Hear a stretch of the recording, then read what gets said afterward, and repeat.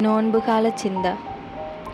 ഈശോയുടെ പരസ്യ ജീവിതത്തിൻ്റെ അവസാനത്തിൽ രക്ഷാകര കർമ്മങ്ങളുടെ പരിസമാപ്തിയെ കുറിക്കുന്ന അവിടുത്തെ പീഡാനുഭവം മരണവും ധ്യാനിച്ചുകൊണ്ട് ഉദ്ധാനത്തിൻ്റെ ആനന്ദം ആഘോഷിക്കാൻ ഒരുങ്ങുന്ന ആരാധനക്രമ വത്സരത്തിലെ നോൻപുകാലം.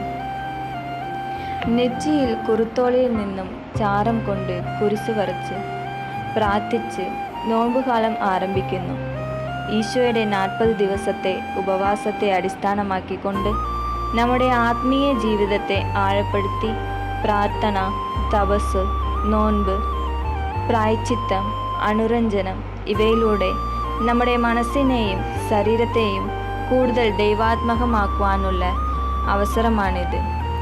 ദൈവസ്നേഹത്തിലും പരസ്നേഹത്തിലും വളർന്ന് പ്രാർത്ഥിച്ച് പ്രത്യാശയോടെ ജീവിച്ച് ദൈവത്തെ ഹൃദയത്തിൽ വയ്ക്കുന്നവരായി മാറാൻ തിരുസഭ ഒരുക്കിയിരിക്കുന്ന ഈ നോമ്പുകാലം ഒരു ആത്മീയ ആയുധമാക്കാം.